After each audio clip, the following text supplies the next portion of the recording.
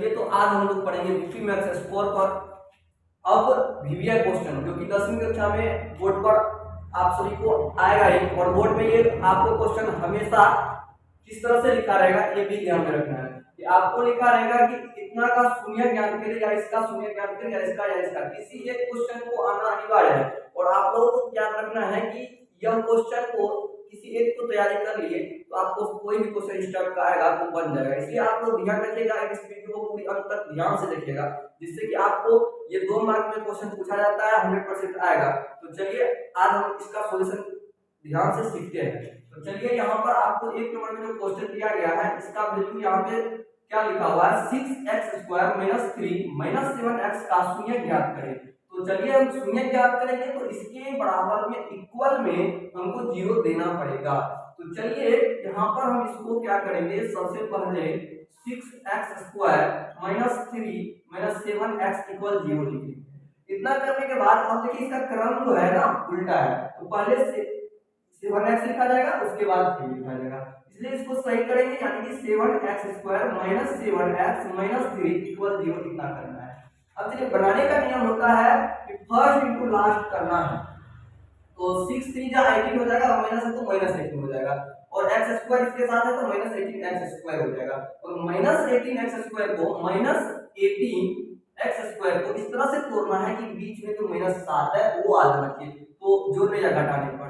तो चलिए देखिए हम यहाँ पे 9 2 जा 18 होता है, और -9 जब लिखते हैं और +2 लिखते हैं तो देखिए दोनों को जोड़ने पर कितना हो जाएगा, -7 आ जाएगा, और -7 ही लाना है। अर्थात हम दोनों में x लगाते हैं तो -9x और +2x क्या बचेगा, सीधा -7x बचेगा, और गुना करेंगे तो -18 हो जाता है। अर्थात बीच में हमको यही स्थापित कर देना है यहाँ पे कि 6x² - 9x + 2x - 3 = 0। इतना करने के बाद जस्ट आपको करना कुछ नहीं है, इस दोनों में कॉमन लेना है, इसको इसमें से कॉमन लेना है, इसको इधर, तो दोनों को अलग अलग कॉमन लेते हैं। इस दोनों में क्या कॉमन आ रहा है, 3 इसमें भी है और इसमें भी, क्योंकि 3 2 जा 6 होता है और 3 3 जा 9 होता है, और x इसमें भी है और x इसमें भी है, अर्थात कॉमन मेरा 3x आ जाएगा।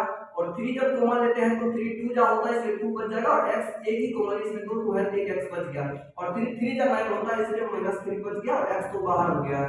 अब इसी प्रकार इस दोनों में कुछ कॉमन नहीं आ रहा है, +1 कॉमन आ जाएगा, ठीक है ना, तो +1 सब में छुपा हुआ रहता है, तो +1 जब कॉमन ले लेते हैं तो इसमें कोई चेंज नहीं आएगा, और 2x - 3 का 2x - 3 आ जाएगा, तो 1 आएगा तो वही आ जाएगा, और 2 आ जाएगा तो वही आ जाएगा, इक्वल 0 है तो 0 0। अब इस दोनों में कॉमन क्या है, इसमें भी 2x - 3 है और इसमें भी 2x - 3 है, मतलब दोनों में से 2x - 3 हम कॉमन ले सकते हैं। तो चलिए हम यहाँ पे 2x - 3 कॉमन ले लेते हैं।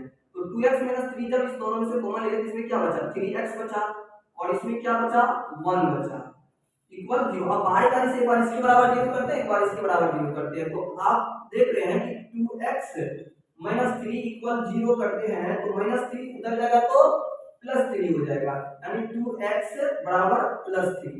अब देखिए 2 गुना मल्टीप्लाई करें इधर जाएगा भागा में चले जाएगा, अर्थात x बराबर हो जाएगा 3/2।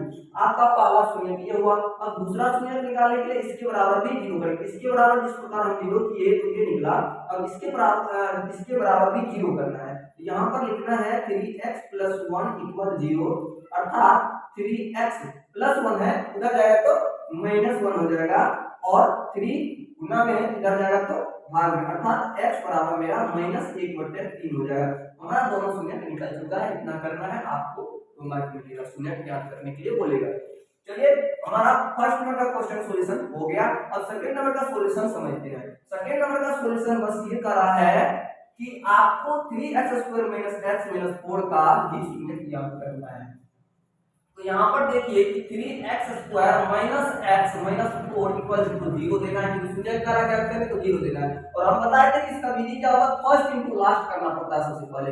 तो 4 3 जा 12, इसको गुना करने पर -12 आ जाता है, यानी कि यहाँ पे -12x² होता है तो लिख देंगे, और तोड़ने पर -1 आना चाहिए। तो यहाँ पे क्या होगा, 12 को तोड़ते हैं तो 4 किया 12, और 4 माइनस इसमें माइनस लगा देंगे, इसमें प्लस लगा देते हैं, तो जोड़ने घटाने पर -1 हो जाता है ना, -4 + -1 हो जाता है ना, अर्थात -4x और प्लस 3x यहाँ पे यूज करेंगे तो माइनस एक्स हो जाएगा।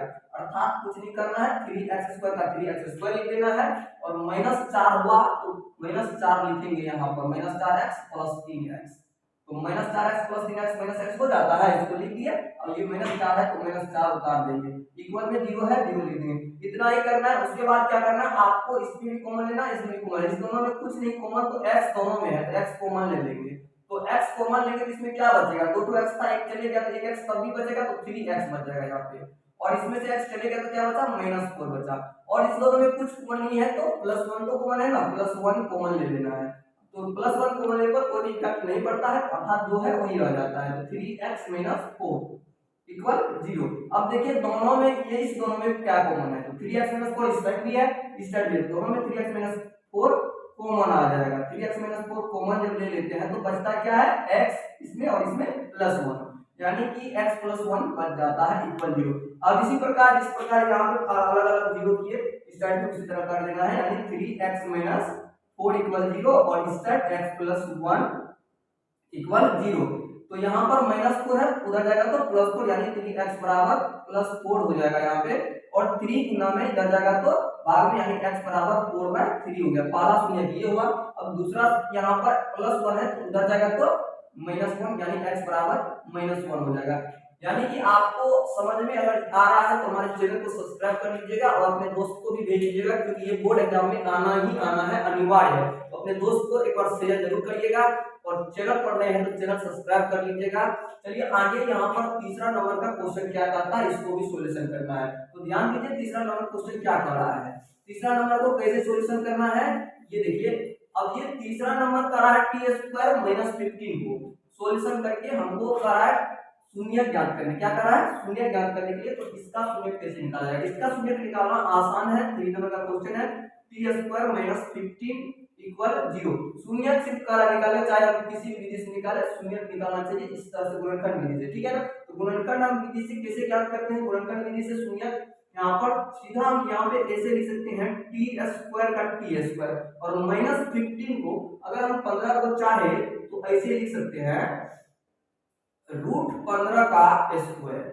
अगर रूट का स्क्वायर करेंगे तो 15 आ जाएगा, 15 रूट है, रूट पर स्क्वायर जाएगा, स्क्वायर रूट पर जाएगा, फिर 15 ही आएगा ना, अर्थात 15 को लिख सकते हैं √15 का स्क्वायर लिख दिए इक्वल 0। अब देखिए ये सूत्र होता है a² - b² का सूत्र होता है, यानी कि यहाँ पर देखिए सूत्र हम लिखते हैं a² - b² बराबर होता है a + b और a - b, यानी कि a + b * a - b, a² - b² का सूत्र होता है, यानी कि एक बार प्लस में लिखना है एक बार माइनस में।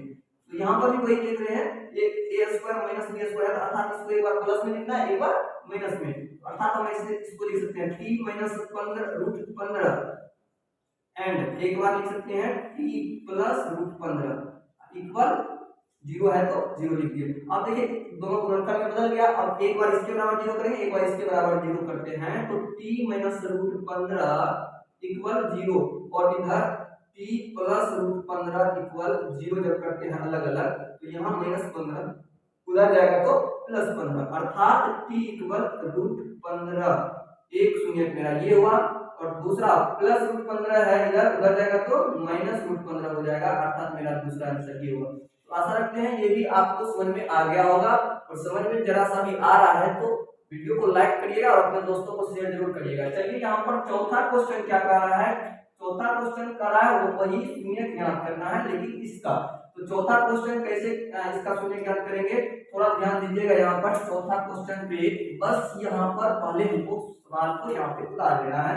4 नंबर क्वेश्चन है, यहाँ पर x² + 7x + 10, तो यहाँ पर लिखेंगे x² + 7x + 10, तब जब शून्य का निकाले तो इक्वल में 0 देना अनिवार्य हो जाता है। अब चलिए यहाँ पे बोले थे कि फर्स्ट इंटू लास्ट करना है, यहाँ पे 1 है, कुछ नहीं गुना में तो 1 है, तो 10 × 1 10 होता है, x² है तो 10x² हो जाएगा। तो गुना करने पर जब 10x² हो जाता है, 10x² हो जाता है, तो 10x² को अगर तोड़ेंगे तो किस तरह से 7x पूरेगा जोड़ने घटाने पर, तो 10 को लिख सकते हैं 5 × 2, तो 5 × 10 और जोड़ने पर दोनों में प्लस लगाएंगे तब ना, 5 × 2 7 प्लस में 7 आएगा, तो दोनों में 5x 2x 7x हो जाता है, और गुना करते तो 5 × 10 और x × x x² हो जाता है, अर्थात बीच में हमको 5x और 2x लिखेंगे। तो यहाँ पर हमको क्या करना है, कुछ नहीं, एक्स स्क्वायर का एक्स स्क्वायर प्लस यहाँ पर 7 का तोड़ कर क्या लिखना है 5x प्लस 2x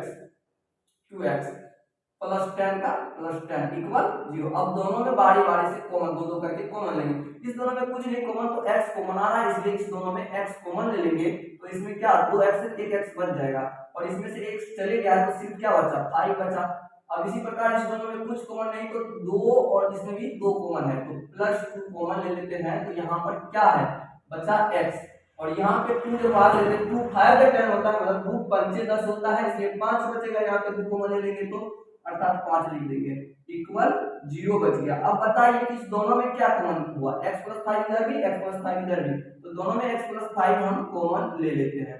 तो बचा क्या, इसमें x बचा और इसमें प्लस 2 बचा, तो x प्लस 2 इक्वल 0। अब बताइए कि दोनों को बारी बारी से 0 करते हैं, जिस प्रकार से वैसे करना है। तो x प्लस 5 बराबर भी 0 करेंगे और इधर x प्लस 2 बराबर भी 0 करेंगे। तो यहाँ पर आपको देखने को मिल रहा है कि प्लस 5 है तो उधर जाएगा तो माइनस 5 हो जाएगा, यानी कि एक शून्य मेरा ये हुआ और दूसरा प्लस 2 है तो उधर जाएगा तो माइनस 2 हो जाएगा। अर्थात आपको ये भी समझ में आ गया होगा, इसका दोनों शून्य एक माइनस 5 एक माइनस 2 हुआ।